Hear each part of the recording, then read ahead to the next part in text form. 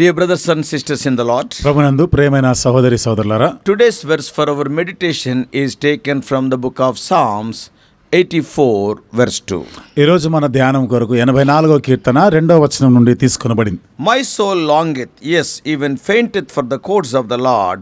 My heart and my flesh crieth out for the living God. యెహోవా మందిర ఆవరణమును చూడవలనని నా ప్రాణం ఎంతో ఆశపడుచున్నది, అది సొమ్మసిల్లుచున్నది. జీవము గల దేవుని దర్శించుటకు నా హృదయమును నా శరీరమును ఆనందముతో కేకలు వేయుచున్నది.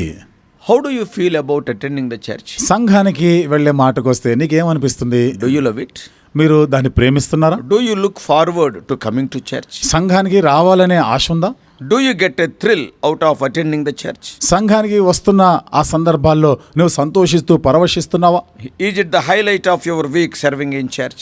మరి నువ్వు సంఘంలో ఆ వారంలో నువ్వు నిజంగా దేవుని సేవించడం అనేది అది ఘనమైనదిగా ఉందా? Or do you miss it when you can't attend? లేకపోతే నీవు ఆ సంఘానికి వెళ్ళని సమయాల్లో నువ్వు అది పోగొట్టుకున్నట్టుందా? And well, whether that is how you feel or not, today we are going to see that when church is the way it's supposed to be, how it must be. సరే, నీకు అది ఎట్లా అనిపించినా కానీ అసలు సంఘం ఈరోజు మనం చూద్దాం. సంఘం అనేది అసలు ఏ విధంగా ఉండాలి, అక్కడ వెళ్ళినప్పుడు మనకి ఎట్లా ఉండాలి? It is a people, it is a place where people are excited to attend. అది ఎలాంటి ప్రదేశం అంటే ప్రజలు అక్కడికి రావాలనేటువంటి ఆశపడేవారుగా పరవశించేవారంగా ఉండాలి. And this is because it is at church the great things can happen. ఎందుకంటే ఇక్కడ సంఘంలోనే గొప్ప కార్యాలు జరిగేవి. Church is a place where people can fellowship with other Christians. సంఘం అనేది ప్రజలు అక్కడికి వచ్చేవారు ఇతర విశ్వాసులతో ఇతర ప్రజలతో సహవాసం చేసే ప్రదేశం. It is where people can hear God speak to them through his glorious and divine word. ఇక్కడ దేవుడు తన మహిమాయుక్తమైనటువంటి ఆ దైవికమైన మాటల ద్వారా వారితో మాట్లాడేటువంటి స్థలం ఇది. Church is a place where God is exalted. సంఘం అనేది దేవుడు హెచ్చించబడిన స్థలం ఇది. It is a place where people are encouraged and edified. ఇక్కడ ప్రజలు ప్రోత్సహించబడుతూ క్షేమాభివృద్ధి పొందేటువంటి స్థలం. It is at church that we get a glimpse, a foretaste, an appetizer for heaven. ఇక్కడ సంఘంలోనే పరలోకం ఎట్లా ఉంటుందా అనే దానికి ఒక ముందు రుచిగా ఇక్కడ మనం అనుభవిస్తాం. If you are looking forward to heaven, నీవు ఆ పరలోకానికి వెళ్ళే దాని గురించినటువంటి ఆశ కలిగి ఉన్నప్పుడు then you should also look forward to attending the church. సంఘానికి వచ్చే విషయంలో కూడా నీకు ఆశ ఉండాలి. Because church is the practice ground for heaven. ఎందుకని సంఘం అనేది పరలోకానికి వెళ్ళే దాని కొరకు ఇది ఒక తర్బీదునిచ్చేటువంటి ప్రదేశం. Now when I talk about church, చూడండి, ఇప్పుడు సంఘం అనేటువంటి మాట మాట్లాడుతున్నప్పుడు I'm not talking about simply showing up on Sunday to a fake with fake smiles.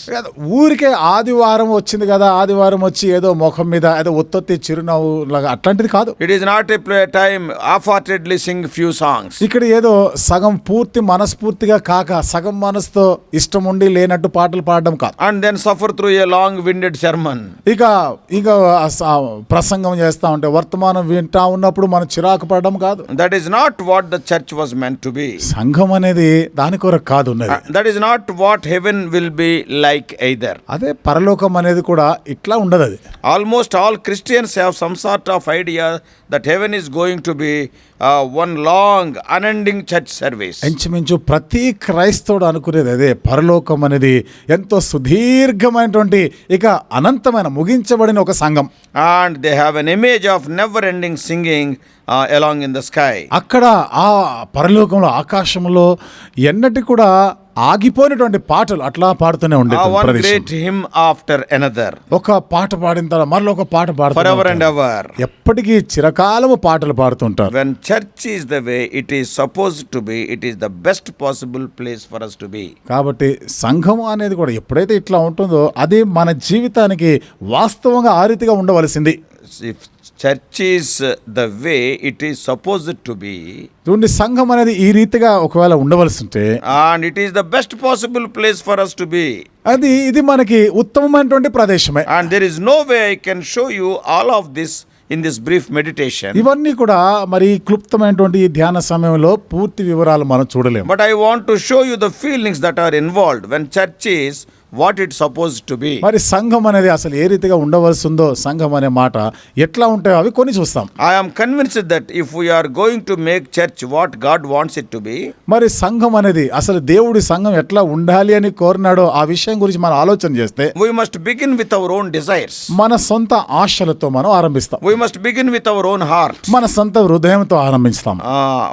ఆరంభించాలి. If you come expecting church to be boring, it will be boring. ఒకవేళ సంఘానికి వెళ్తే అంత చిరాకు విసుగుగా ఉంటుంది అనుకుంటూ వచ్చావా, నువ్వు అనుకున్నట్టుగానే ఉంటుంది. But if you come with excitement expecting to hear from God and touch the heavens and get a sense of the Holy Spirit's presence, well, that may be just what you receive and more. కానీ దేవుని యొక్క స్వరం వినాలని, ఆ పరలోకం యొక్క తాకిడిలోనికి వెళ్ళాలని, దేవుడు నా హృదయాన్ని తాకాలి, అలాంటి ఆలోచనలు దృక్పథంతో వచ్చినప్పుడు నువ్వు అనుకున్నట్టుగానే ఉంటుంది. I want to help you develop a sense of this longing by looking at one of the favorite psalms, that is Psalm 84. కాబట్టి ఒక మంచి మనకి ఇష్టమైనటువంటి కీర్తనలు ఉంటుంది. ఒకటి ఈ 84వ కీర్తన ద్వారా మీకు ఇలాంటి ఒక ఆశను నేను పుట్టించాలని కోరుతున్నాను. Psalm 84 does not actually talk about the church. 84వ కీర్తన వాస్తవంగా ఒక సంఘము గురించే మాట్లాడడం లేదు But కానీ, that is because when this psalm was written, the church did not exist. అయితే ఈ కీర్తన అప్పటికి ఇంకా సంఘం లేని సమయంలో ఆ దినాల్లో ఈ కీర్తన రాయబడింది. So this psalm talks about the temple, which is similar to the church. అయితే ఈ కీర్తన ఆ మందిరం గురించి, అంటే సంఘానికి పోలికగా ఉన్న మందిరం గురించి మాట్లాడతాం. The temple was the place where the Old Testament saints went to worship God. ఆ మందిరము, దేవాలయం అనేది ఆదిమ కాలంలో, పురాతన కాలంలో దేవుని పరిశుద్ధులు, భక్తులు ఆరాధన చేయడానికి వెళ్ళేవారు. It may be temple or tabernacle. అది ప్రత్యక్ష గుడారమైనా కావచ్చు, లేదా దేవాలయమైనా కానీ. And so although it is about worshiping God in the temple, సరే, ఇది మరి దేవాలయం వెళ్ళినప్పుడు ఇది అంతా కూడా దేవుని ఆరాధించే మాటకు వస్తే, and we can bring it into our modern times and see it as a psalm about worshiping God in the church. ఇప్పుడు ఆధునికమైనటువంటి ఈ కాలంలో మనము ఆ సంఘములో దేవుని గురించి స్తుతులు పాడుతూ ఆరాధించేటువంటి ప్రదేశంగా చూస్తాం. And we can compare like that. ఆ రీతిగా మనం వాటిని With సరిపోల్చుకోవచ్చు. this in mind, ఈ విషయాలను మనసులో we will పెట్టుకొని see that Psalm 84 is a psalm of longing. 84వ కీర్తన ఆశించే, వాంఛించేటువంటి కీర్తనగా Longing చూద్దాం. for the fellowship with God. దేవునితో సహవాసం చేయాలనే వాంఛగలిగిన It Keerthana. is a psalm for all of us who seek to worship God in spirit and in truth. ఆత్మతో సత్యంతో దేవుని ఆరాధించాలని వాంఛించే వారందరికీ సంబంధించిన It is a Keerthana. psalm about spending time with God in His presence. కీర్తన దేవుని సన్నిధిలో దేవునితో సమయాన్ని గడిపే దాని గురించి మాట్లాడుతుంది. But before we look at this psalm, ఇప్పుడు ఈ కీర్తనని మనం ఇంకా ధ్యానం చేయకముందు you might be interested to know that this psalm is a psalm of pilgrimage. ఈ కీర్తన యాత్రా కీర్తనగా మరి తెలుసుకుంటే ఇది కొంత ఆసక్తి కనిపించేదిగా ఉంది. Every year the Jewish people were required to travel to Jerusalem to worship God in the temple. ప్రతి సంవత్సరం కూడా ఇశ్రాయేలీయుల ప్రజలు దేవుని యొక్క మందిరానికి వెళ్ళి అక్కడ ఆరాధించాలని వారు హెచ్చరిక As చేయబడ్డారు. they journeyed from wherever they were living, వారు ఎక్కడున్నా వారు నివసించే ప్రాంతాల నుండి ప్రయాణం చేస్తూ ఉండగా and they would sing songs. వాళ్ళు పాటలు పాడేవారు. Music always makes a journey shorter. ఎప్పుడు సంగీతం అనేది ఎప్పుడైనా కానీ ప్రయాణము చిన్నదిగా చేసేస్తుంది.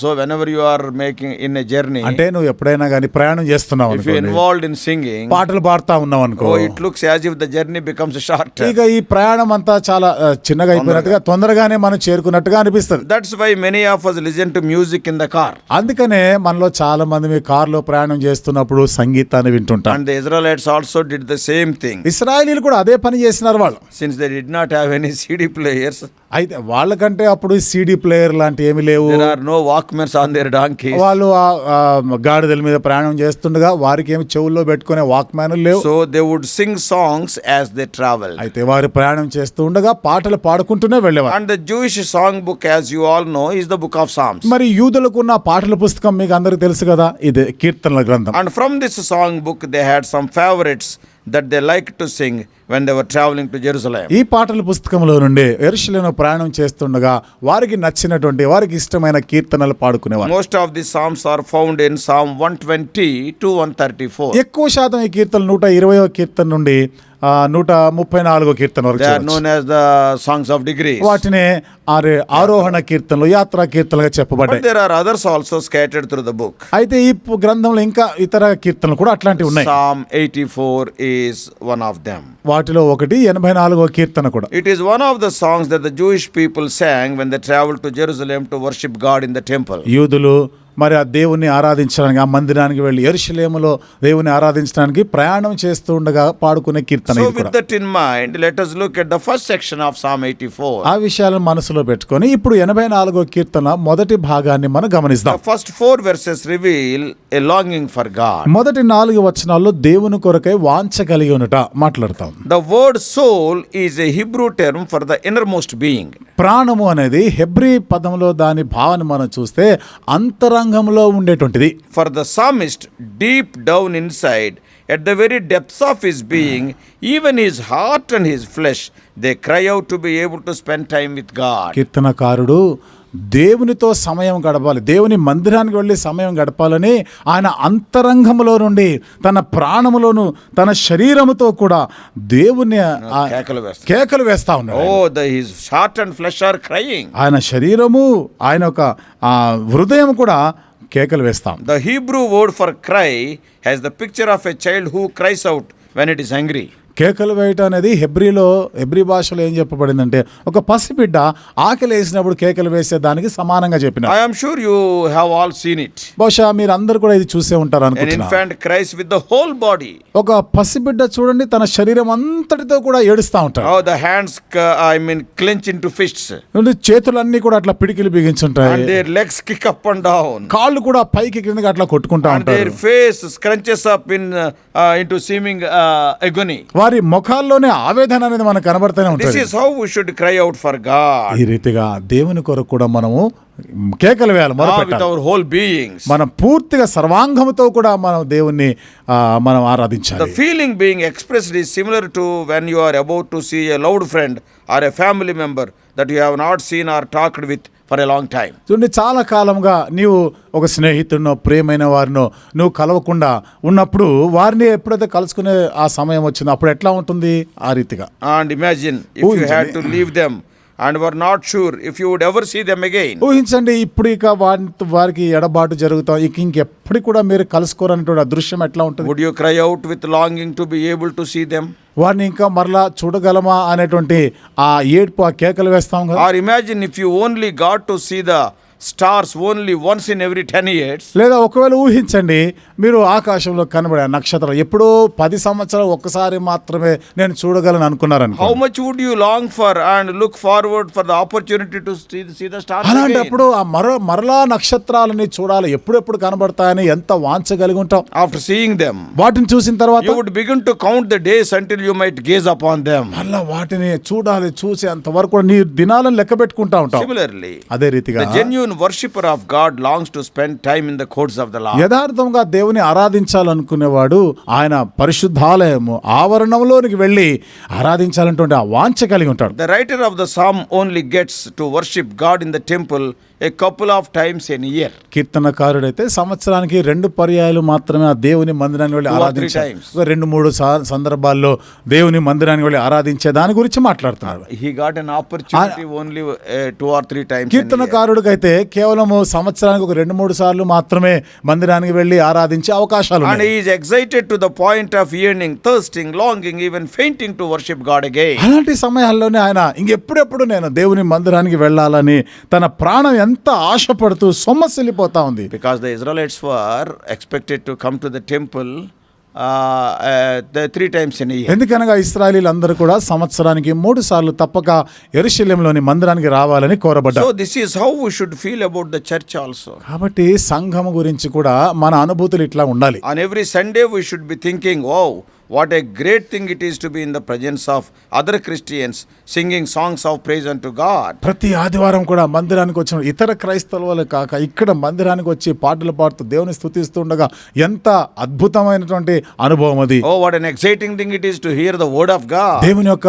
వాక్యం వింటుండగా ఎంత పరవశించేటువంటి గడియలవి. Oh, verse 3 says, 3వ వచనంలో ఉంది, even the sparrow has found a home and the swallow a nest for herself, where she may lay her young, even at your altar, O Lord of hosts, my King and my God. సైన్యములకు అధిపతి యెహోవా, నా రాజా, నా దేవా, నీ బలిపీఠం యొద్దనే పిచ్చుకలకు నివాస స్థలము దొరికెను, పిల్లలు పెట్టుటకు వానకోవులకు గూటి స్థలము దొరికెను. The psalmist here is jealous of the birds. కీర్తనకారుడు ఈ పక్షులను చూసి అసూయ పడుతున్నట్టు అనిపిస్తుంది.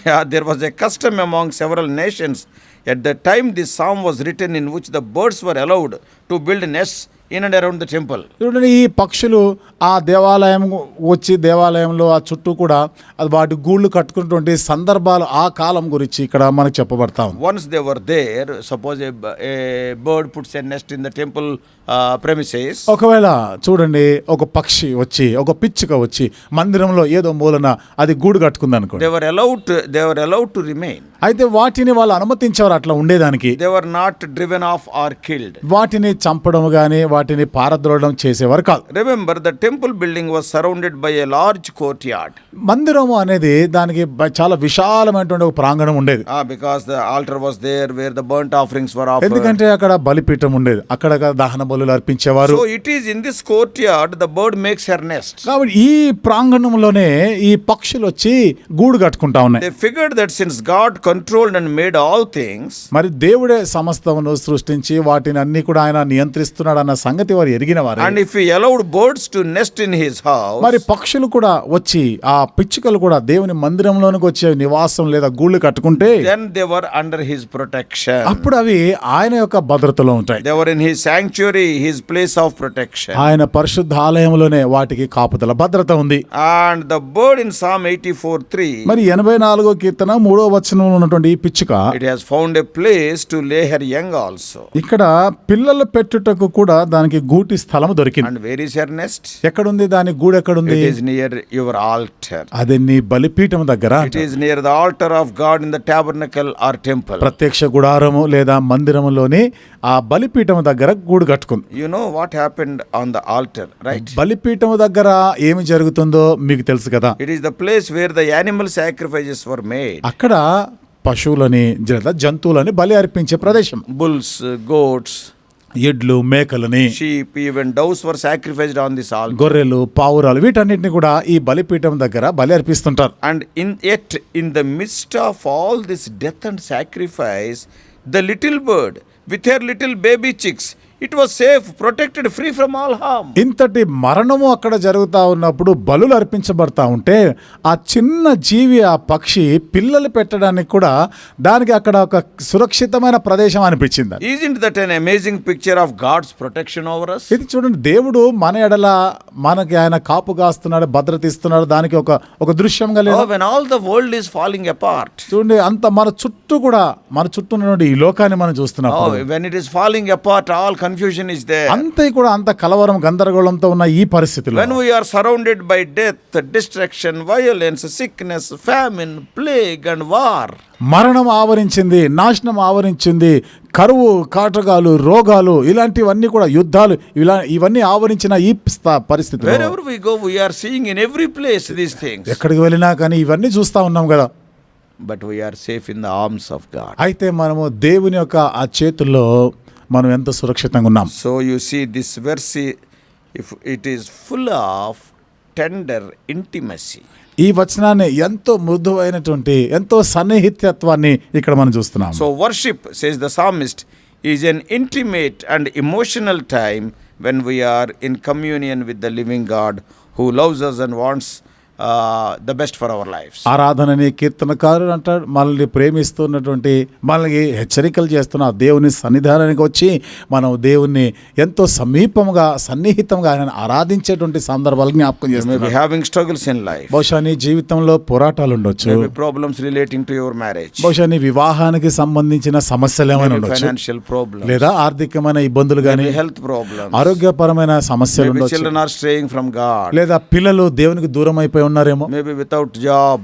ఉద్యోగం లేకుండా I don't know what are your problems and difficulties might be. మరి నీకున్న సమస్య, నీకున్న ఇబ్బందులు ఏమిటియో నాకు తెలియదు. But whatever they are, సరే అవి ఏమైనా కానీ know that when you are in the presence of God, when you are worshiping God, when you are focused on God, you are like that bird. నువ్వు దేవుని సన్నిధికి వచ్చి దేవుని ఆరాధిస్తూ దేవుని మీద నీ గురి నిలిపినట్లయితే గుర్తుంచుకో, నీవు కూడా ఈ పిచ్చుక లాంటి వాడివి. Just singing a song of joy to its creator. ఆ సృష్టికర్తకి సంతోషంతో నువ్వు పాట పాడడం. When we worship God, మనం దేవుని ఆరాధించినప్పుడు we should feel like that bird. మనం ఆ పక్షిలాగానే మనకు అనుభూతి ఉండాలి. We are in the presence of God, under the protection of God. మనం దేవుని సన్నిధిలో దేవుని యొక్క భద్రతలో ఉన్నాం. We don't have to worry about life anymore. ఇక మనం జీవితం గురించి ఏమి చింతించే గురించి బాధపడే అవసరం లేదు. That is what the psalmist longs for. అదే కీర్తనకారుడు వాంఛిస్తా Oh, ఉన్నాడు. he wants to be like the birds in the sanctuary near the altar. పరిశుద్ధాలయంలో బలిపీఠం దగ్గర ఉన్న ఆ పక్షిలాగా, ఆ పిచ్చుకలాగా ఉండాలని కోరుతున్నాడు. And he goes on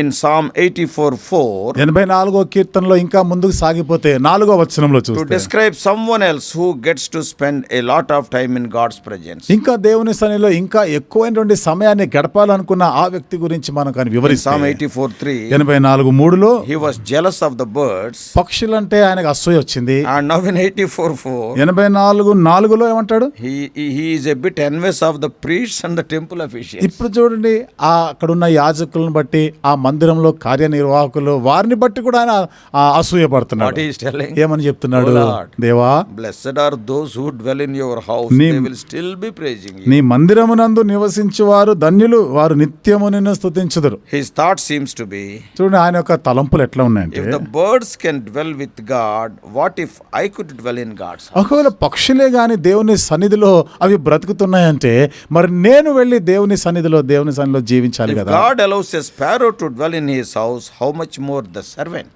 దేవుడు పిచ్చుకని తన ఆలయంలోనికి ఆయన అనుమతిస్తున్నాడంటే, మరి దేవుని సేవకులైన వారిని మరింతగా ఆయన అనుమతిస్తాడు కదా. When he says, blessed are those who dwell in your house, he is thinking of the priests and the temple నీ officials. మందిరమునందు నివసించువారు ధన్యులు అనే మాట చెప్తున్నప్పుడు దావీదు యొక్క మనసులో యాజకులు, లేవీలు గురించినటువంటి ఆలోచన What ఉంది. does it mean? అంటే అర్థం ఏమిటి? Oh God, దేవా, I may come and I may offer the sacrifice and go away. నేనేదో అప్పుడప్పుడు వచ్చి ఏదో బలి అర్పించి వెళ్ళిపోవచ్చు. For that I am excited. దానికే నేను ఎంత But పరవశించిపోతున్నా. these priests, కానీ ఈ యాజకులు these ఉన్నారే, temple officials, ఇక్కడ ఈ మందిరంలో పనిచేసే వాళ్ళు every ఉన్నారు. day, throughout the day, all the days of their life in thy house, so blessed are they. ప్రతి దినం అంతా కూడా, జీవితకాలం అంతా కూడా నీ సన్నిధిలో గడుపుట ఎంత ధన్యత అది వాళ్ళకి. In our day, we would say they are the pastors or God's servants. ఇప్పుడు మనం ఉన్న దినాల్లో మనం చెప్పాలంటే వాళ్ళే దేవుని సేవకులైన వారు, పాస్టర్ లాంటి వారు. వాళ్ళను And I think that the pastors have one of the best jobs in this world. అనుకుంటా, కాపరులు, పాస్టర్లే ప్రపంచంలో అత్యుత్తమైనటువంటి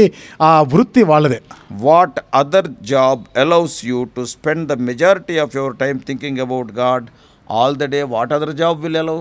చూడండి, దినమంతా కూడా ఇంకా వేరే ఏ పని ఉందని, ఏ పనిని బట్టి నువ్వు, If you are having any other నీకు job, ఇంకేదైనా వేరే పని ఉందనుకోండి, what other job will allow you to spend with God throughout the day? దినమంతా కూడా దేవునితో గడపడానికి వేరే ఏ పని ఉందని, వేరే ఏ పని నీకు అవకాశం ఏ ఇస్తుంది? పని నీకు అవకాశాన్ని But కల్పిస్తుంది. if you are a servant of God, అదే నువ్వు దేవుని సేవకుడు that will అయితే give you the opportunity. అది కదా దేవుని సన్నిధిలో ఉండే Of అవకాశం course, ఇచ్చేది. pastoring has its own struggles and trials. అదే కాపర్ అనేవాడికి, పాస్టర్ అనేవారికి వారికి ఉన్నటువంటి సమస్యలు, ఇబ్బందులు ఉంటాయి. But the point here is that it is the psalmist's dream to live in the house of God and be forever praising him. అయితే విషయం ఏమిటంటే, కీర్తనకారుడి ఆశ ఎల్లప్పుడూ జీవితకాలం అంతా కూడా ఆయన మందిరంలోనే నేను నివసించాలి, ఆయనను స్తుతిస్తూ ఆరాధిస్తూ గడపాలి. And I would agree with him because that is partly what heaven will be like. ఆయనతో నేను ఏకీభవిస్తున్నాను, ఎందుకంటే ఒక పాక్షికంగా పరలోకంలో జరిగేది కూడా అదే. And I am sure many of us long to experience that on earth. ఖచ్చితంగా మీలో చాలా మంది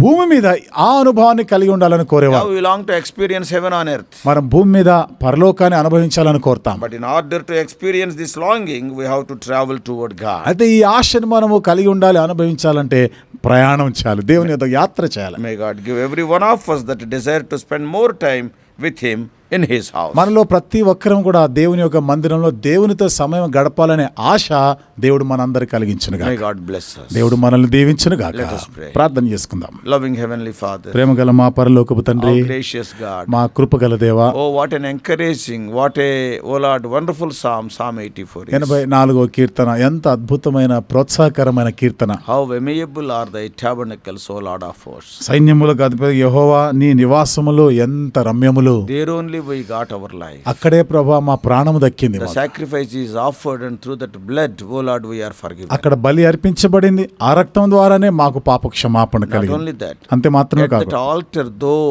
so many animals are killed, ఆ బలిపీఠం దగ్గర ఎన్నో జంతువులు బలి అర్పించబడుతున్నా, but as a bird in thy house, అయితే నీ మందిరంలో, నీ ఇంటిలో ఒక చిన్న పక్షి వలె we are having perfect security. మాకు పరిపూర్ణమైన భద్రత ఉంది. Yes, it is true. The psalmist is so jealous about those small birds. ప్రభా, ఇది సత్యమే. ఆ కీర్తనకారుడు ఆ చిన్న చిన్న పక్షులను చూసి అసూయపడ్డాడు. Oh Lord, They are very small and feeble birds, దేవా అవి ఎంత చిన్నవి బలహీనమైనవి, but they are in the temple. కానీ అవి మందిరములో They ఉన్నాయి, are at the altar. అవి బలిపీఠం దగ్గర ఉన్నాయి. Nobody will drive them off or nobody will kill them. ఎవరు ప్రభా వాటిని పారద్రోలరు, ఎవరు వాటిని చంపరు కూడా. They are so safe. అవి ఎంతో సురక్షితంగా ఉన్నాయి. Oh, what a wonderful thing. ఎంత అద్భుతమైన సంగతి ఇది. Not only that, అంతేకాకుండా he was jealous at the priests and the temple officials. ప్రభా అక్కడ ఉన్న యాజకులను బట్టి, మందిరంలో సేవ చేసే వారిని బట్టి కూడా అసూయపడ్డాడు. As a visitor, he can come for few minutes and he has to go away. ఒక యాత్రికుడుగా ఏదో ప్రభా అప్పుడప్పుడు వస్తూ ప్రభా అక్కడ దర్శించేవాడుగా వచ్చి ప్రభా కొన్ని రోజులు ఏదో కొంత సమయం ఉండి వెళ్ళిపోయేవాడే. As a worshipper, for few minutes he will be there. అయితే ఏదో ఆరాధించేవాడుగా కొన్ని నిమిషాలే అక్కడ ఉండి As వెళ్ళిపోతాడు. a person who is offering sacrifice, he will be there for only few minutes. ఆ బలులు అర్పించేవాడుగా కొంత సమయం కొన్ని నిమిషాలు అక్కడ ఉండి వెళ్ళిపోయేవాడు. But the priests and the temple officials, అయితే అక్కడున్న యాజకులు గాని, మందిరంలో సేవ చేసేవారు throughout the day, దినమంతా కూడా, all the days of their life, వారి జీవిత కాలం అంతయు కూడా. that's why he is telling, అందుకనే చెప్తున్నాడు, blessed are those who worship thee. నీ మందిరమునందు నిన్ను ఆరాధించువారు ధన్యులు Blessed అంటాడు. are those who dwell in thy house. నీ మందిరమునందు నివసించువారు ధన్యులు They will అన్నాడు. be still praising. వారు ఇంకనూ నిన్ను స్తుతించెదరు. Help us, O Lord, to have this experience in our lives. దేవా మా జీవితాల్లో ఈ అనుభవాన్ని కలిగి ఉండేలాగా సహాయం చేయాలి. Help us to be excited to come to the house of God. దేవుని మందిరానికి రావాలనేటువంటి ఆ ఆశ, సంతోషం మేము కలిగి ఉండేవారుగా To చేయి. have fellowship with you. నీతో సహవాసం To ఇక్కడ have కలిగి fellowship ఉంటాము. with thy people. నీ ప్రజలతో మాకు సహవాసం To hear ఉంటుంది thy ఇక్కడ. voice. నీ స్వరం To వినాలని, meditate thy word. నీ వాక్యం మేము Oh, how ధ్యానించడానికి many wonderful things. ఎన్ని అద్భుతమైన విషయాలు ఉన్నాయి. Our protection, our, O Lord, feeding, everything is there only. ఇక్కడ మా భద్రత ఉంది, మా పోషణ ఉంది, అన్ని ఇక్కడే ఉన్నాయి. And we can enjoy heaven on earth. ఇక్కడ భూతల స్వర్గాన్ని మేము అనుభవించగలం. Make it our experience. ఇది మాకు అనుభవంగా చేయండి. In Jesus' precious name we pray. యేసు ప్రభువారి అమూల్యమైన నామములో ప్రార్థించి వేడుకుంటున్నాము తండ్రి, ఆమేన్.